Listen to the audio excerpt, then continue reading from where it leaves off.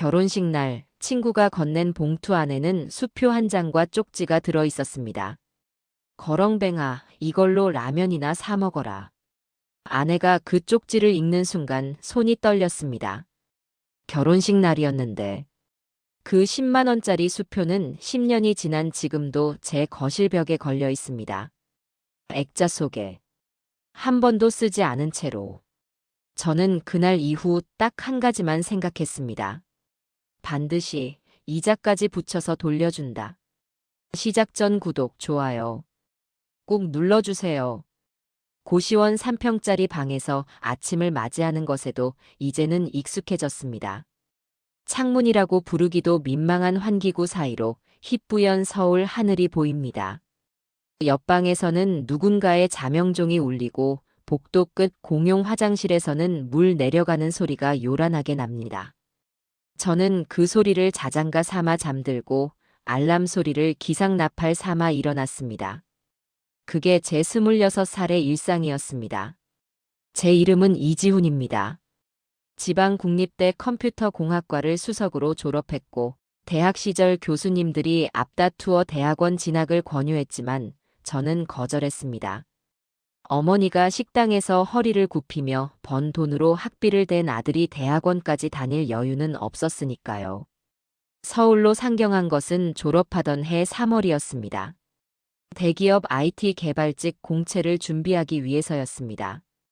짐이라고는 낡은 노트북 하나와 전공 서적 몇 권, 그리고 어머니가 싸준 고추장 한 통이 전부였습니다. 고시원 생활은 예상보다 훨씬 더 혹독했습니다. 공용 냉장고에 라벨을 붙여두어도 누군가 반찬을 가져가는 일이 잦았고 여름에는 에어컨 없는 방이 찜통이 되었습니다. 그래도 저는 버텼습니다. 새벽 2시까지 노트북 앞에 앉아 코딩을 했고 아침 6시에 일어나 영어 듣기를 틀었습니다. 유일하게 숨통이 트이는 시간이 있었다면 한 달에 한 번 열리는 고교 동창 모임이었습니다. 야, 이지훈. 오늘도 왔어? 모임 장소는 언제나 강남의 번듯한 이탈리안 레스토랑이거나 루프탑 바였습니다. 그 모임의 중심에는 언제나 박민석이 있었습니다. 고등학교 시절부터 아버지 회사 법인카드로 친구들에게 밥을 사던 민석은 26이 된 지금도 변하지 않았습니다. 아버지가 운영하는 건설회사 이사 명함을 가지고 다니며 친구들 사이에서 왕처럼 군림했습니다. 지훈이는 아직도 고시원이야? 야, 거기 벌레 안 나와? 민석이 웃으며 던지는 말들은 가볍게 툭툭 던진 것처럼 보였지만 그 말들은 늘 저를 향한 것이었습니다. 저는 웃어넘겼습니다. 그게 제가 그 자리에 낄 수 있는 방법이었으니까요. 모임이 끝나고 혼자 지하철을 타고 고시원으로 돌아오는 길이면 저는 항상 이를 악물었습니다. 두고 봐라. 반드시 올라간다. 그 일을 악무는 힘으로 버텼습니다. 추운 겨울 고시원 방 안에서 해가 바뀌어도 또 바뀌어도 저는 그렇게 버텼습니다. 봄이 2번 더 지나갔습니다. 그 사이 저는 중견 IT 기업에 취직했고 야근과 주말 근무를 밥 먹듯 하며 월급을 모았습니다. 통장 잔고는 천천히, 정말 천천히 불어났습니다. 그리고 같은 회사 기획팀에 있던 윤서를 만났습니다. 윤서는 제가 늦은 밤 사무실에 혼자 남아 코딩을 하고 있을 때 자판기 커피 2캔을 들고 와서 말을 건 사람이었습니다. 혼자 드시기 심심하실 것 같아서요. 그게 시작이었습니다. 2년을 만나고 결혼을 결심했습니다. 예식장은 강남이 아니었습니다. 서울 외곽의 작은 웨딩홀이었고 피로연은 뷔페 대신 한식 차림으로 조촐하게 마련했습니다. 어머니가 식당 일을 쉬지 않고 모아주신 돈과 제가 3년간 허리띠를 졸라매며 모은 돈을 합쳐서 간신히 치른 결혼식이었습니다. 그래도 저는 행복했습니다. 윤서가 하얀 드레스를 입고 버진로드를 걸어오는 모습을 보는 순간 세상의 모든 것이 의미 있게 느껴졌습니다. 하객들 중에 민석이 있었습니다. 저는 고민 끝에 그를 초대했습니다. 오랜 친구가 결혼하는데 알리지 않을 수 없다고 생각했습니다. 민석은 으리으리한 외제차를 몰고 왔고 양복은 제 정장보다 3배는 비싸 보였습니다. 야, 이지훈. 결혼도 조그만 데서 하네. 민석이 홀을 둘러보며 큰 소리로 말했습니다. 주변 하객들이 힐끔힐끔 시선을 돌렸습니다. 저는 웃으며 넘겼습니다. 결혼식 날이었으니까요. 그날만큼은 어떤 것도 제 행복을 건드릴 수 없다고 생각했으니까요. 민석은 축의금 함 앞에서 봉투를 꺼내 들었습니다. 그리고 주변에 있던 동창들을 향해 일부러 큰 소리로 말했습니다. 야, 이 정도면 충분하지 않겠냐? 많이 줘봤자 폼만 나는 것도 아니고. 그리고 봉투를 함 안에 넣었습니다. 봉투는 가벼워 보였습니다. 눈으로 봐도 손으로 잡아도 느껴지는 그 가벼움이 저는 그 순간에도 무언가 이상하다고 느꼈습니다. 하지만 결혼식은 계속되었습니다. 주례 선생님의 말씀이 이어졌고 윤서와 저는 반지를 교환했으며 하객들은 박수를 쳤습니다. 신혼여행은 꿈도 꾸지 못했습니다. 비행기 값조차 마련하지 못한 형편이었으니까요. 윤서는 괜찮다고 했습니다. 나중에 가면 되지 뭐 하고 웃었습니다. 그 웃음이 오히려 제 가슴을 후볐지만 저는 아무렇지 않은 척 함께 웃었습니다. 결혼식이 끝나고 이틀 뒤였습니다. 우리는 작은 원룸 신혼집 바닥에 봉투들을 펼쳐놓았습니다. 정산을 해야 했습니다. 예식장 비용과 식대를 계산하고 나면 얼마가 남는지 확인해야 했습니다. 봉투들을 하나씩 열었습니다. 어머니 지인분들의 봉투, 윤서 회사 동료들의 봉투, 제 회사 선배들의 봉투. 하나하나 금액을 적으며 계산했습니다. 민석의 봉투 차례가 왔습니다. 겉면에는 박민석이라고 또렷하게 써 있었습니다. 윤서가 봉투를 뜯었습니다. 그리고 멈췄습니다. 여보. 봉투 안에는 수표 한 장과 접힌 쪽지 한 장이 들어 있었습니다. 10만 원짜리 수표였습니다. 쪽지를 펼쳤습니다. 윤서의 손이 떨렸습니다. 손으로 쓴 글씨가 가득했습니다. 이걸로 신혼여행 대신 라면이나 사 먹어라, 거렁뱅아. 결혼식 날 여기 온 것만도 감사해라. 박민석. 저는 한동안 그 쪽지를 바라보았습니다. 눈앞이 흐릿해졌습니다. 주먹 쥔 손이 떨렸습니다. 손바닥에 손톱이 박혔지만 아픈 줄 몰랐습니다. 윤서는 아무 말도 하지 않았습니다. 그저 그 쪽지를 가만히 바라보고 있었습니다. 한참이 지나서야 윤서가 소리를 냈습니다. 작은 소리였습니다. 어깨가 먼저 흔들렸고 그 다음에 소리가 나왔습니다. 울음이었습니다. 여보, 괜찮아. 그냥 저런 사람이야. 신경 쓰지 마. 제가 말했습니다. 하지만 목소리가 갈라졌습니다. 저도 울고 싶었으니까요. 아니, 저는 울지 않았습니다. 그 감정은 눈물이 아니라 다른 무언가로 굳어버렸으니까요. 윤서가 울먹였습니다. 하얀 봉투가 그녀의 무릎 위에 놓여 있었습니다. 그 옆에 수표 한 장과 쪽지. 저는 윤서의 어깨를 감쌌습니다. 그리고 쪽지를 들어 다시 한번 읽었습니다. 천천히. 한 글자 한 글자.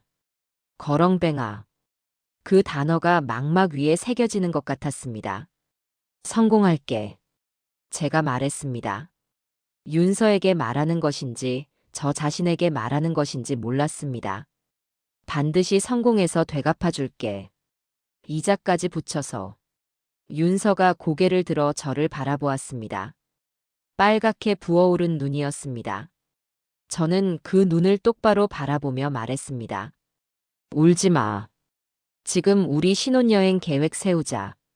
10년 뒤에 갈 신혼여행. 윤서가 웃었습니다. 울면서 웃는 얼굴이었습니다. 그 얼굴이 제 가슴 깊숙이 박혔습니다. 좋은 의미로도 나쁜 의미로도. 저는 그날 수표와 쪽지를 서랍 깊숙이 넣어두었습니다. 버리지 않았습니다. 버릴 수가 없었습니다.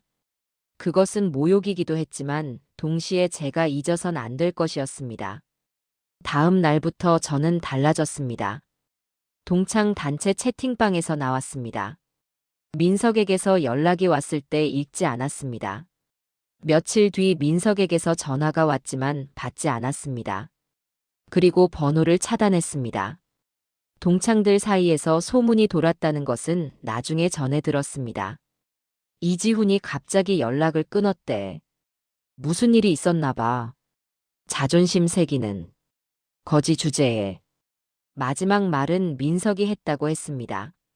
민석은 제가 연락을 끊은 이유조차 모르는 눈치였다고 했습니다. 아니, 알면서도 모른 척한 것인지도 몰랐습니다. 그에게 저는 그저 동창들 사이에서 뒤처진 친구 중 한 명에 불과했을 테니까요. 저는 신경 쓰지 않았습니다. 퇴근 후에도 주말에도 명절에도 공부하고 코딩했습니다. 새로운 프로그래밍 언어를 익혔고 해외 IT 기업들의 기술 동향을 분석했습니다. 영어를 넘어 일본어를, 일본어를 넘어 영어 비즈니스 회화를 갈고 닦았습니다. 윤서는 말없이 곁에 있어 주었습니다. 밤늦게까지 노트북 앞에 앉아 있는 저에게 따뜻한 차를 가져다 주었고 새벽 4시에 겨우 잠자리에 드는 저를 탓하지 않았습니다. 서랍 속 쪽지는 꺼내보지 않아도 항상 거기 있었습니다. 거렁뱅아. 그 두 글자가 제 등을 떠밀었습니다. 잠이 올 때도 포기하고 싶을 때도 그 두 글자 때문에 저는 다시 노트북 앞으로 돌아왔습니다. 10년이 지났습니다. 인천국제공항 입국장을 걸어 나오는 제 손에는 12시간 비행으로 구겨진 비즈니스석 탑승권이 들려 있었습니다. 정장 소매에는 금색 커프스 버튼이 달려 있었고 손목에는 조용하지만 무게감 있는 시계가 있었습니다. 대리기사가 짐을 받아들었고 공항 밖에는 검은색 차가 기다리고 있었습니다. 10년 전 고시원 3평방에서 환기구를 통해 서울 하늘을 바라보던 그 청년이 지금 이 자리에 서 있었습니다. 제가 회사를 나온 것은 결혼한 지 2년이 지나서였습니다. 그때 실리콘밸리의 작은 스타트업에서 협업 제안이 들어왔고 저는 윤서와 오랫동안 이야기를 나눈 끝에 모든 것을 접고 미국으로 건너갔습니다. 원룸 보증금을 빼고 나니 수중에 남은 돈이 넉넉하지 않았습니다. 윤서는 그래도 괜찮다고 했습니다. 8년이었습니다. 8년간 저는 잠을 줄이며 일했습니다. 실리콘밸리에서 경력을 쌓고 동남아 IT 시장이 급성장할 때 선점했으며 3번의 창업과 2번의 매각을 겪었습니다. 이름이 알려지기 시작하면서 투자자들이 찾아왔고 업계 저널에 제 이름이 실리기 시작했습니다. 그리고 8년 만에 한국에서 연락이 왔습니다. 국내 최대 그룹인 S그룹이었습니다. IT 계열사의 전무이사 자리를 제안하는 내용이었습니다. 최연소 전무이사였습니다. 조건은 파격적이었습니다. 그러나 그보다 더 저를 끌어당긴 것은 그 그룹의 협력업체 리스트에 낯익은 이름이 있다는 것이었습니다. 박민석이 경영하는 회사가 S그룹의 협력사 선정을 기다리고 있었습니다. 저는 제안을 수락했습니다.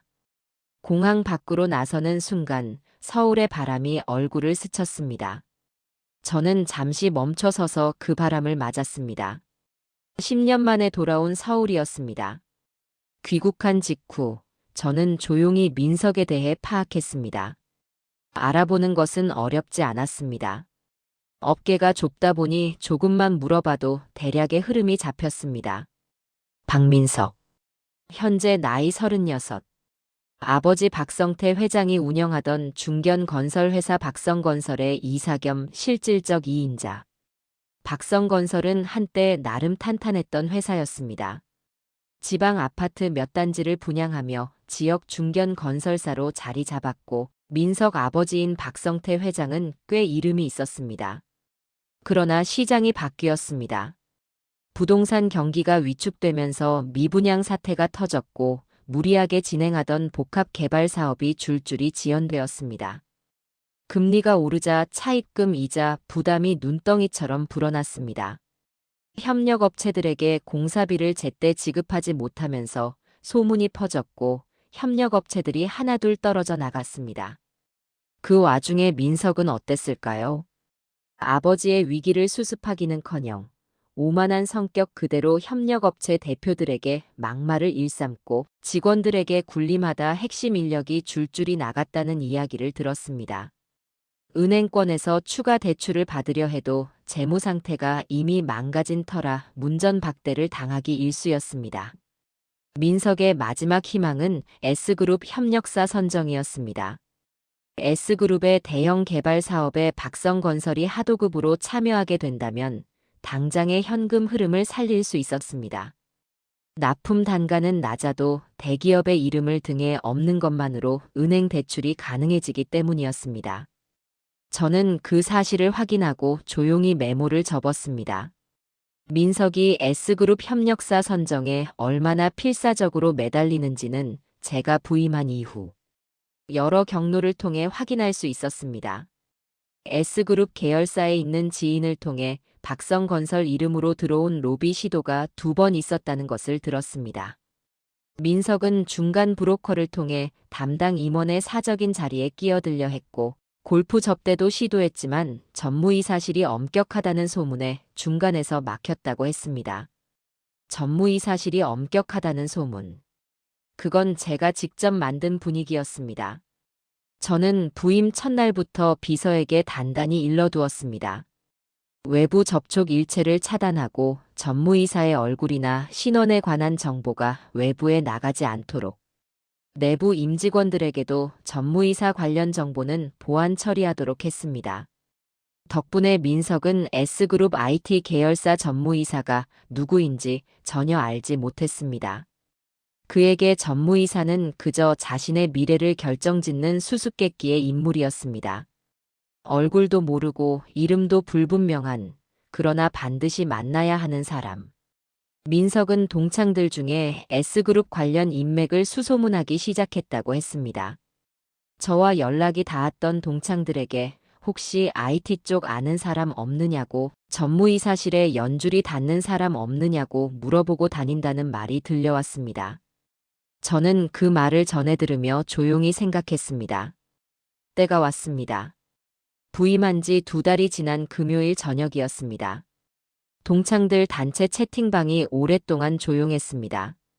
제가 10년 전 나온 이후 관리자가 바뀌었고 생기도 많이 사라진 방이었습니다. 저는 그 방에 조용히 다시 입장했습니다. 오랜만이야. 이지훈이야. 오래 연락 못해서 미안하다. 이번에 귀국하면서 오래된 친구들 얼굴이 보고 싶어졌어.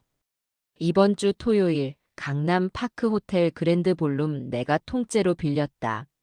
와서 밥이나 먹자. 자세한 건 연락 주면 알려줄게. 10분도 되지 않아 채팅방이 들썩거렸습니다. 이지훈 오랜만이다. 미국 갔다는 소리는 들었는데. 그랜드 볼룸을 통째로. 진짜야? 연락해라. 나 꼭 간다. 그리고 민석에게서도 개인 메시지가 왔습니다. 저는 번호 차단을 풀어두었기에 메시지를 받을 수 있었습니다. 야, 이지훈. 오랜만이다. 나 꼭 가야 되는 거 아니야? 크크 연락처 알려줘. 오랜만에 보자. 저는 답장을 보냈습니다. 장소와 시간만 간단히. 토요일이 되었습니다.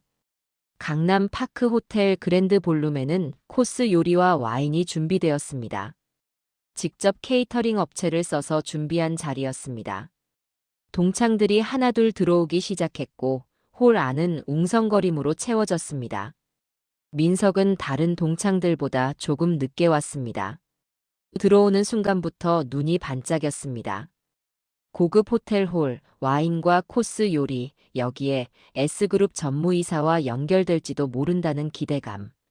그 모든 것이 민석의 눈동자 속에 들어 있었습니다.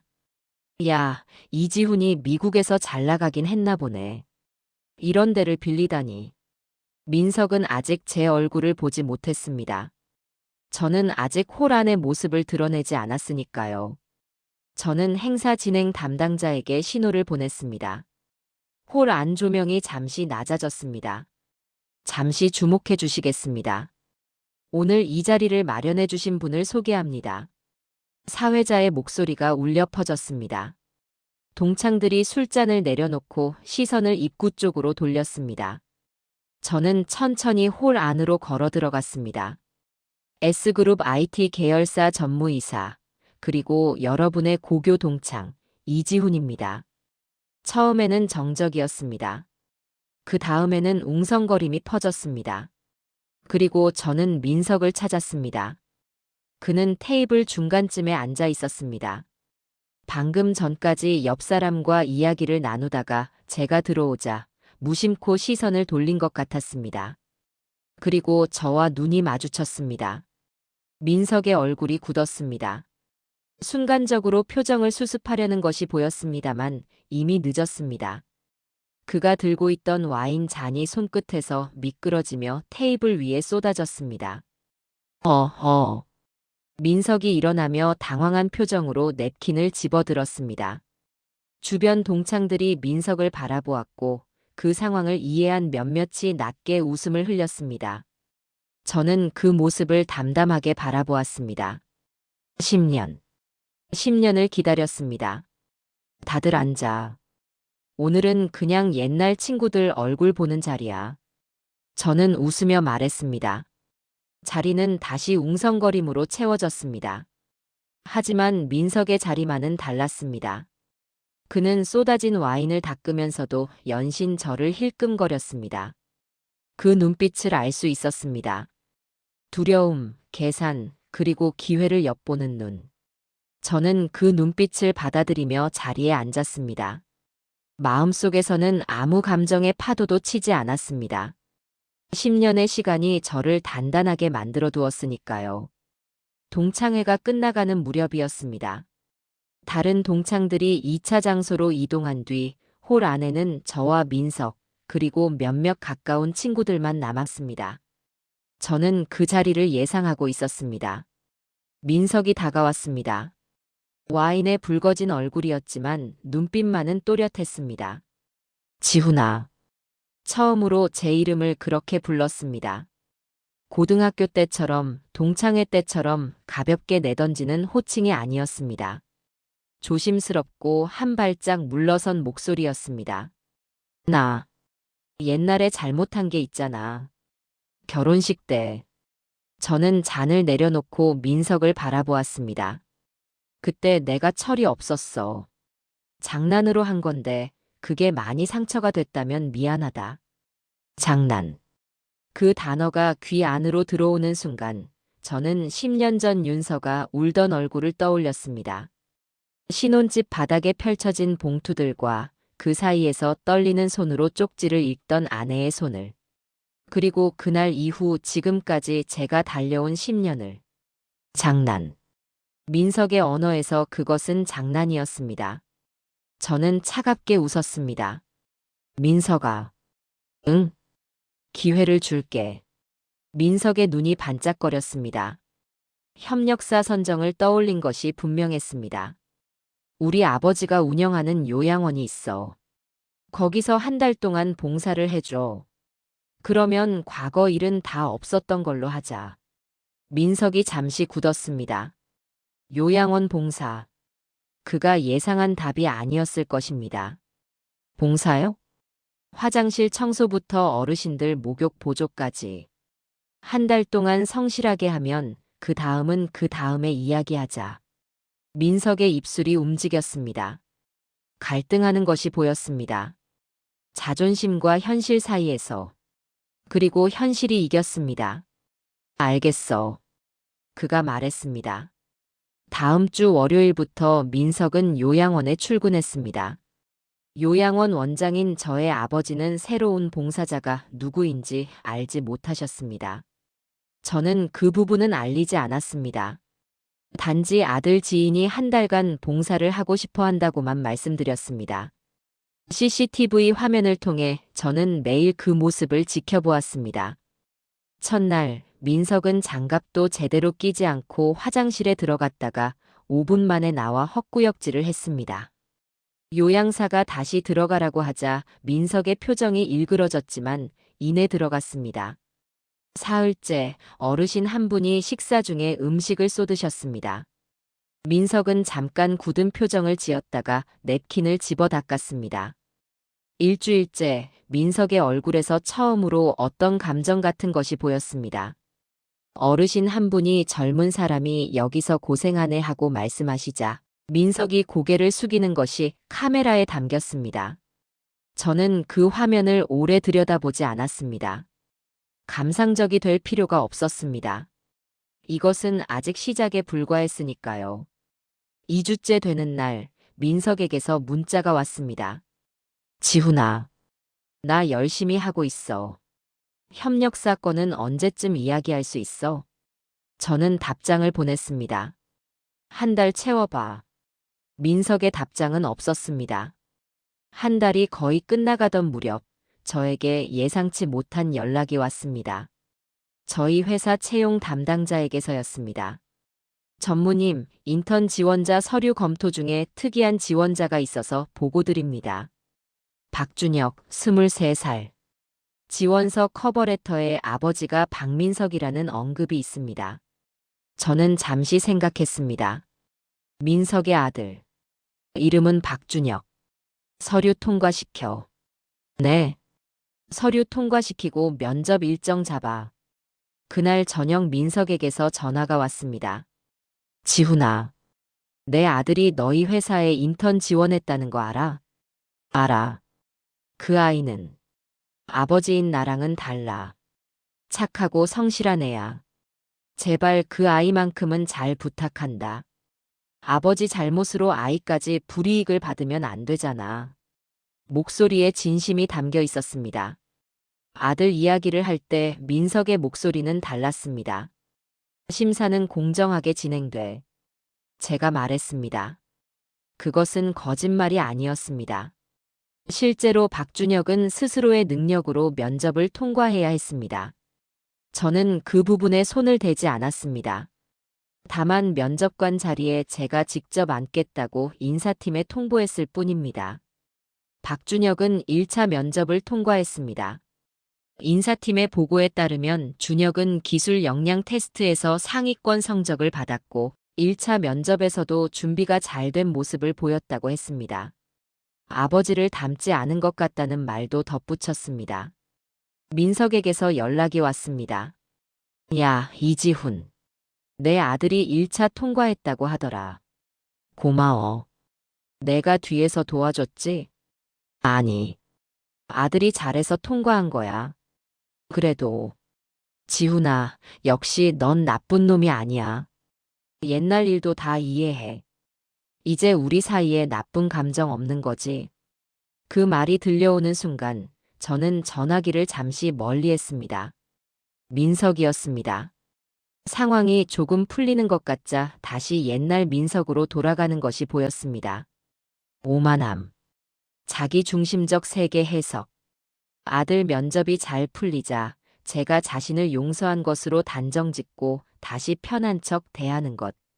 10년이 지나도 사람은 쉽게 변하지 않았습니다. 그래. 저는 짧게 답했습니다. 역시 지훈이 너는 속이 깊어. 야, 협력사 선정권은 이제 어떻게 되는 거야? 아버지 회사가 진짜 급해. 저는 조용히 말했습니다. 2차 면접 결과 나오면 이야기하자. 전화를 끊었습니다. 2차 면접 일주일 전이었습니다. 민석이 저희 회사로 찾아왔습니다. 비서가 방문자 명단을 들고 왔을 때 저는 잠시 생각하다가 들여보내라고 했습니다. 올 줄 알고 있었으니까요. 민석은 양손에 선물 봉투를 들고 들어왔습니다. 회의실 문을 열고 들어서는 순간부터 그의 눈동자는 실내를 빠르게 훑었습니다. CCTV의 위치, 창문의 방향, 비서가 문을 닫고 나가는 타이밍.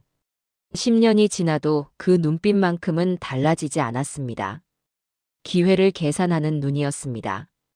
야, 바쁜데 왔다. 그냥 감사한 마음에.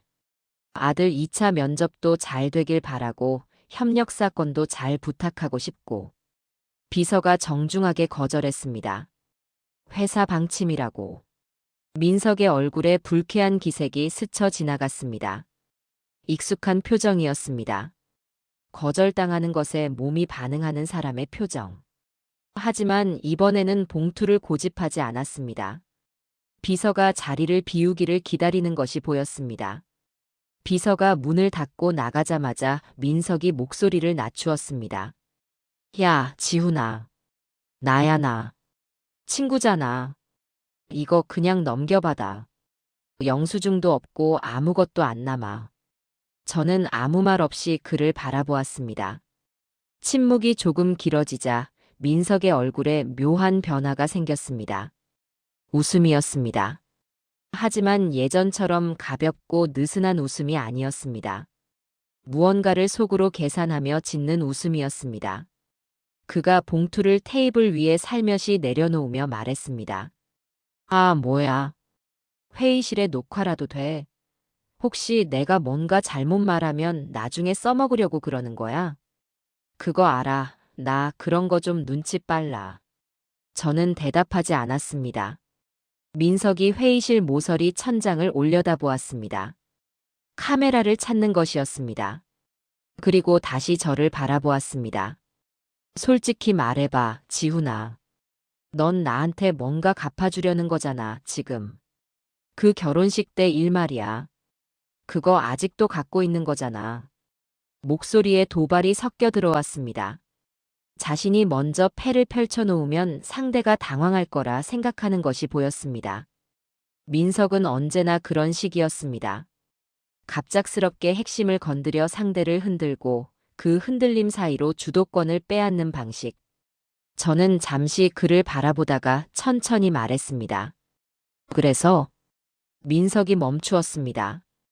원하던 반응이 아니었을 것입니다. 당황하거나 부정하거나 어떤 식으로든 흔들리는 반응을 기대했을 것입니다. 저는 아무것도 보여주지 않았습니다. 10년의 시간이 저를 그렇게 만들었습니다. 흔들리지 않는 것은 훈련의 결과였습니다. 민석이 시선을 피하지 않으려 버텼지만 먼저 눈을 내리깐 것은 그였습니다. 잠깐이었지만 분명했습니다. 그는 다시 각도를 바꾸었습니다. 나도 솔직히 말할게. 지훈이 내가 잘 됐다는 거 나 인정해. 그건 진짜야. 근데 있잖아, 세상이 능력만으로 돌아가는 건 아니잖아. 이 바닥에서 나처럼 사람 좀 아는 사람이 뒤에 있으면 얼마나 편한지 알아? 나 사람 있어. 윗사람 중에 나한테 빚진 사람도 있고 모르는 게 없어. 전무이사라도 한마디 잘못 들어가면 자리 뒤집히는 거 하루아침이야. 협박이었습니다.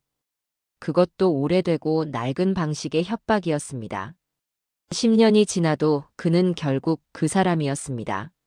상황이 불리할 때는 무릎을 꿇는 척하다가 조금이라도 틈이 보이면 다시 힘으로 누르려 했습니다. 요양원 한 달도 비굴한 사과도 결국 자기 방식대로 통제하려는 수단이었을 뿐입니다. 그리고 저는 알고 있었습니다.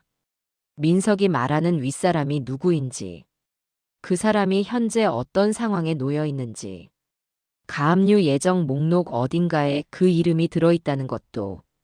민석은 이미 패가 없는 패를 들고 허세를 부리고 있었습니다. 빈손으로 상패를 치는 것처럼. 저는 자리에서 천천히 일어났습니다. 회의실 안에 잠시 침묵이 흘렀습니다. 저는 민석보다 키가 반 뼘 더 컸습니다. 아무 위협적인 동작도 하지 않았습니다. 그냥 걸어갔습니다. 테이블을 돌아서 민석의 맞은편, 그가 서 있는 쪽으로. 가까이 다가서자 민석이 자기도 모르게 반걸음 물러섰습니다. 저는 그것을 놓치지 않았습니다. 민석아. 저는 낮고 조용한 목소리로 말했습니다.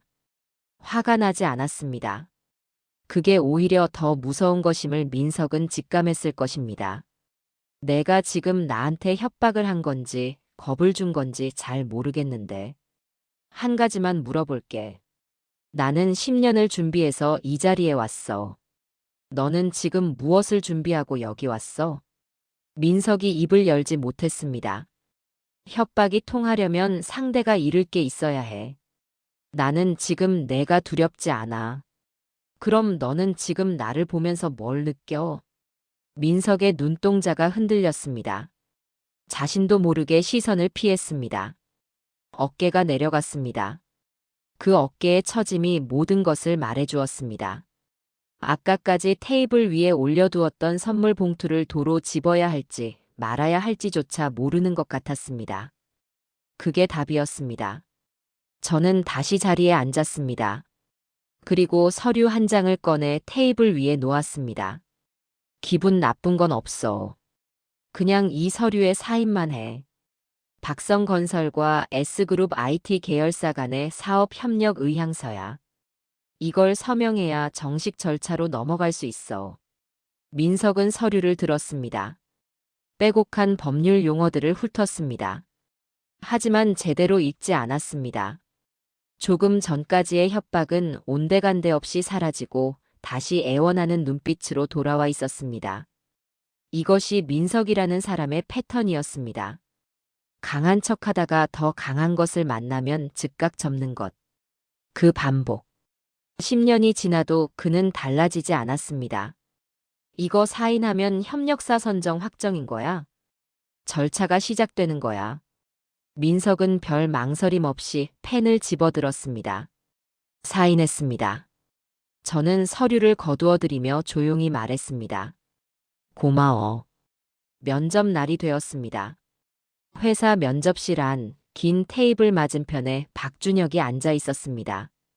저는 면접관 자리에 앉았습니다. 다른 면접관들이 양옆에 앉아 있었지만 오늘의 면접은 실질적으로 저와 준혁의 자리였습니다. 준혁은 긴장해 있었습니다. 하지만 자세는 바르게 잡고 있었습니다. 눈빛은 흔들리지 않았습니다. 저는 면접을 진행했습니다. 기술 질문, 가치관 질문, 팀 협업 질문. 준혁은 생각보다 훨씬 잘 답했습니다. 인사팀의 보고대로였습니다. 준비가 되어 있었고 본인의 언어로 이야기했습니다. 면접이 끝날 무렵 저는 잠시 침묵을 지켰습니다. 준혁 씨, 아버지는 요즘 어떠세요? 준혁이 잠깐 굳었습니다. 아버지가 많이 힘드신 것 같습니다. 제가 힘이 되어드리고 싶어서 취업을 서두른 면도 있습니다. 솔직한 답이었습니다. 저는 고개를 끄덕였습니다. 그리고 면접을 마쳤습니다. 면접실 밖에는 민석이 기다리고 있었습니다. 건물 로비에서 초조하게 서성이며 핸드폰만 들여다보고 있다는 것을 비서에게 들었습니다. 저는 잠시 그 모습을 생각했습니다. 서성이는 민석. 10년 전 결혼식장에서 봉투를 가볍게 집어 던지던 그 손. 지금은 그 손으로 서성이고 있었습니다. 면접이 끝난 뒤 저는 다시 면접실로 돌아왔습니다. 준혁에게 연락을 취해달라고 비서에게 부탁했습니다. 잠시 후 준혁이 다시 면접실 문을 열고 들어왔습니다. 아버지가 기다리고 있다는 것을 알면서도 표정을 잘 관리하고 있었습니다. 저는 테이블 위에 봉투를 하나 올려놓았습니다. 앉아봐요. 준혁이 앉았습니다. 이게 뭔지 알아요? 준혁이 봉투를 바라보았습니다. 낡고 오래된 봉투였습니다. 열어봐요. 준혁이 봉투를 열었습니다. 안에는 10만 원짜리 수표 한 장과 종이 한 장이 들어 있었습니다. 종이는 세월이 지나 약간 바랜 것이었지만 글씨는 또렷했습니다. 준혁이 쪽지를 읽었습니다. 이걸로 신혼여행 대신 라면이나 사 먹어라, 거렁뱅아. 준혁의 얼굴이 창백해졌습니다. 저는 조용히 말했습니다. 10년 전 오늘과 같은 날, 내 아버지가 내 결혼식에서 내게 건네준 것입니다. 봉투 안에 이 쪽지와 수표를 넣어서 준혁이 입을 열지 못했습니다. 이 수표가 내 인생을 바꿨습니다. 모욕이 동기가 됐고 그 동기가 나를 여기까지 끌어왔습니다. 그래서 이건 내 성공의 재료이기도 합니다. 저는 잠시 멈추었습니다. 하지만 그것과 별개로 이게 당신 아버지가 사람에게 한 행동입니다. 그 사실을 알고 있어야 한다고 생각해서 보여주는 겁니다. 준혁의 눈이 붉어졌습니다. 쪽지를 들고 있는 손이 떨렸습니다. 능력은 충분히 됩니다. 아버지와 상관없이 본인 힘으로 살아가세요. 저는 자리에서 일어났습니다. 합격 여부는 인사팀에서 공식 연락드릴 겁니다. 준혁이 일어나며 고개를 숙였습니다. 눈에서 눈물이 떨어졌지만 소리는 내지 않았습니다. 저는 그 모습을 잠시 바라보다가 면접실을 나왔습니다. 미국으로 건너간 세 번째 해, 가을, 샌프란시스코에서였습니다. 그 해 저는 두 번째 스타트업을 창업하며 동남아시아 B2B 플랫폼 시장에 뛰어들었습니다. 문제는 현지 파트너사 계약이 막히면서 시작되었습니다. 말레이시아와 인도네시아에서 동시에 현지 유통사들이 계약 직전 철수했고 이유는 단 하나였습니다. 저희 서비스의 결제 시스템이 현지 규제 기준을 충족하지 못한다는 것이었습니다. 개발팀은 기술적으로 문제가 없다고 했습니다. 저도 그렇게 생각했습니다. 윤서는 달랐습니다. 윤서는 계약 파기 통보를 받던 날 밤, 저 대신 현지 파트너사와 주고받은 이메일 수십 통을 전부 출력해서 테이블 위에 늘어놓았습니다. 저는 그 모습을 처음에는 무심하게 바라보았습니다. 기획팀 출신인 윤서가 법인 간 계약 문서에서 무엇을 찾아낼 수 있을지 반신반의했습니다. 여보, 이 이메일들 전부 읽어봤어요? 큰 틀은 알아. 규제 미충족이라고. 어느 규제요? 저는 잠시 멈추었습니다. 담당 개발자에게서 들은 내용을 떠올렸습니다. 결제 데이터 처리 방식이 현지 금융감독기관 기준에 맞지 않는다는 것이었습니다. 그쪽 금융 데이터 규제법. 그건 2년 전 법이에요. 윤서가 이메일 한 통을 열어 저를 보여줬습니다. 말레이시아 파트너사 담당자가 보낸 초기 이메일이었습니다. 윤서의 손가락이 특정 문장을 짚었습니다. 저는 몸을 숙여 들여다보았습니다. 거기에는 저희 팀이 대수롭지 않게 넘겼던 한 줄짜리 조항이 있었습니다. 현지 파트너사가 최종 사용자 데이터 처리의 책임 주체를 명확히 지정해야 한다는 내용이었습니다. 법적 규제가 아니라 계약 리스크를 최소화하려는 현지 업계의 관행이었습니다. 규제 문제가 아니에요. 책임 소재가 불분명한 거예요. 만약 데이터 사고가 나면 누가 책임지냐는 거잖아요. 이건 기술 문제가 아니라 계약 구조 문제예요. 저는 한동안 그 문장을 바라보았습니다. 개발팀은 코드를 봤습니다. 법무팀은 규제 조항을 봤습니다. 윤서는 파트너사의 입장이 되어서 계약서 전체를 읽었습니다. 기획팀 출신이 8년간 제 창업을 곁에서 지켜보며 익힌 눈이었습니다. 사람의 움직임을 보는 눈. 책임 소재 조항을 명확히 넣으면 계약 다시 살아날 수 있다는 거야? 이쪽에서 먼저 초안을 보내봐요. 우리가 책임 주체가 될 테니 대신 단가를 조금만 올리자고. 그게 그쪽이 원하는 거잖아요. 돈이 아니라 안정감. 저는 그날 밤 법무팀에 연락해서 계약서 수정 초안을 새로 만들었습니다. 이틀 뒤 말레이시아 파트너사에서 답장이 왔습니다. 수정안을 검토하겠다는 내용이었습니다. 사흘 뒤 계약이 체결되었습니다. 인도네시아 파트너사도 같은 방식으로 따라왔습니다. 두 건의 계약 체결이 없었다면 그의 사업은 그 자리에서 멈추었을 것입니다. 투자금은 이미 바닥을 보이고 있었고 다음 라운드의 조건은 동남아시아 시장 진입 여부에 달려 있었으니까요. 저는 계약서에 도장이 찍히던 날 저녁 윤서 앞에 커피 한 잔을 내밀었습니다. 당신이 기획팀이 아니라 법무팀으로 갔어야 했어. 윤서가 웃었습니다. 법무팀은 돈 안 벌어줘요. 이쪽이 낫지. 그 웃음이 참 편했습니다. 고시원에서 올라온 사람 옆에서 실리콘밸리 작은 아파트에서 계약이 터지고 열이 나던 밤에도 윤서는 늘 그 자리에 있었습니다. 화려한 방식이 아니었습니다. 출력된 이메일을 테이블에 늘어놓고 밑줄을 긋는 방식이었습니다. 하지만 그 손이 없었다면 저는 아마도 동남아에서 돌아오는 비행기 안에서 한국행 여부를 다시 고민했을 것입니다. 8년의 해외 생활에서 제가 쌓은 것들은 절반은 제 능력이었고 절반은 윤서가 지탱해준 시간이었습니다. 그것을 저는 알고 있었습니다. 그리고 앞으로도 잊지 않을 것이었습니다. 그날 오후 저는 법무팀장에게 연락했습니다. 박민석 씨가 서명한 서류, 집행 준비해줘요. 법무팀장이 말했습니다. 전무님, 재확인드리자면 그 서류는 의향서가 아니라 채무인수계약서로 설계되었습니다.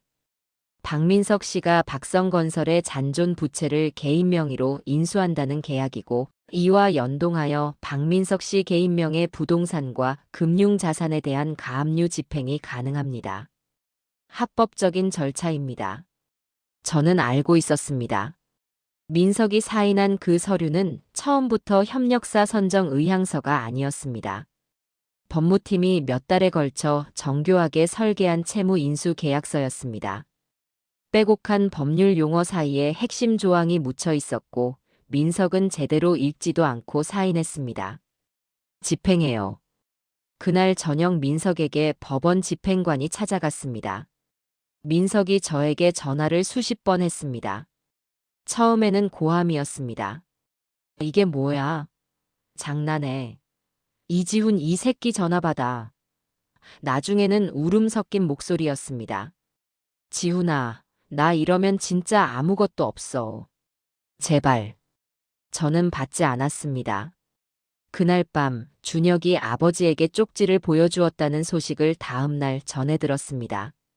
준혁이 아버지에게 쪽지를 내밀며 말했다고 했습니다. 아버지, 이게 뭐예요? 민석은 말을 잇지 못했다고 했습니다. 그리고 준혁은 집을 나갔다고 했습니다. 절연이었습니다. 돈도 사업도 아들도. 민석에게 남은 것은 아무것도 없었습니다. 가압류 집행이 마무리된 다음 주, 저는 혼자 차를 몰았습니다. 민석이 있다는 곳을 수소문해서 알아냈습니다. 강남의 아파트를 떠나 이제 작은 고시원에 들어갔다는 소식이었습니다. 고시원 앞 골목에 차를 세웠습니다. 그리고 기다렸습니다. 얼마 지나지 않아 민석이 나왔습니다. 헐거운 트레이닝복 차림이었습니다.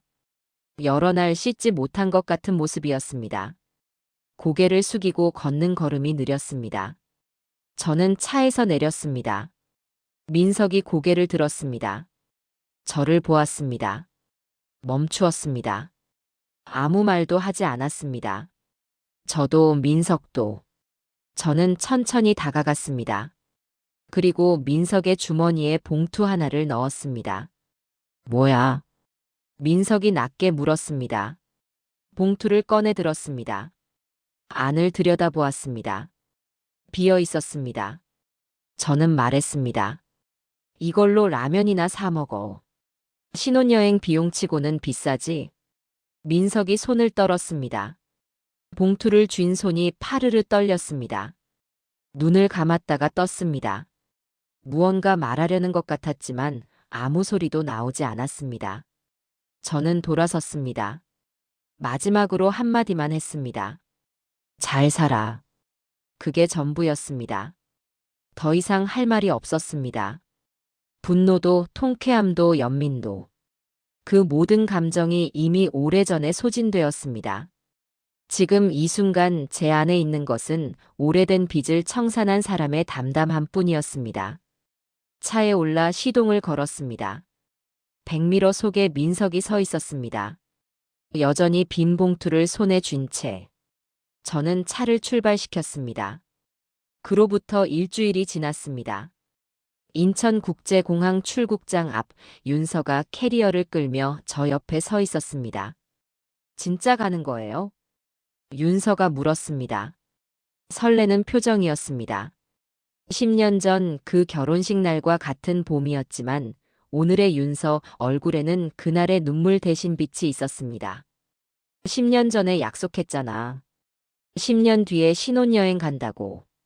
제가 말했습니다. 윤서가 웃었습니다. 우리는 출국장으로 들어갔습니다. 비즈니스석 탑승권이 손에 들려 있었습니다. 목적지는 10년 전 우리가 가지 못했던, 그러나 늘 마음속에 그려왔던 곳이었습니다.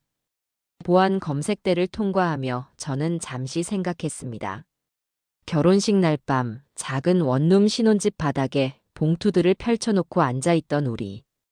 빈 봉투를 열었을 때의 적막. 쪽지를 읽던 윤서의 얼굴. 그리고 눈물. 그 모든 것이 이 자리까지 저를 데려왔습니다. 떠나기 전 저는 집 거실을 한 번 더 떠올렸습니다. 거기에는 작은 액자가 걸려 있었습니다. 액자 속에는 낡은 수표 한 장이 들어 있었습니다. 10만 원짜리 수표. 한 번도 환전하지 않은. 한 번도 버리지 않은. 그 수표에는 이제 다른 이름표가 붙어 있었습니다. 성공의 동기. 저를 고시원에서 끌어내고 대륙을 건너게 하고 밤을 지새우게 만든 것. 모욕이 동기가 되었고 동기가 결과가 되었습니다. 그리고 그 결과가 이 순간 윤서 옆에서 비행기를 기다리는 이 자리가 되었습니다. 탑승 안내 방송이 울렸습니다. 윤서가 제 손을 잡았습니다. 가요. 저는 손을 맞잡으며 걸음을 떼었습니다. 민석이 준 10만 원의 링크는 이렇게 완성되었습니다. 모욕에서 시작해 동기를 거쳐 성공으로 그리고 이 순간의 행복으로. 액자 속 수표는 오늘도 거실 벽에 걸려 있을 것입니다. 빛을 받으며